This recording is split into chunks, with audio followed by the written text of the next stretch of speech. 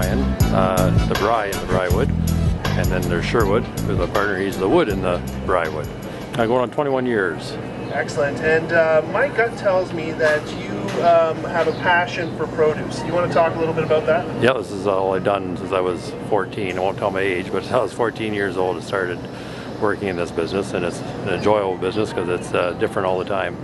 I think they enjoy the one-on-one sort of friendly customer service when you walk in. You know who you're talking to most of the time, and they can count on fresh produce all the time when they come in.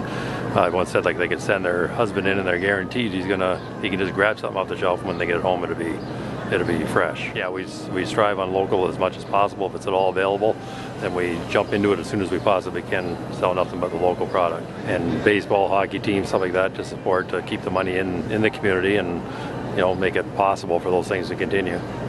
Right, and are you also fans of those sporting events? Yep, as well. The big thing is the freshness, the guaranteed freshness when you walk in, and plus I think the size kind of helps when people are in.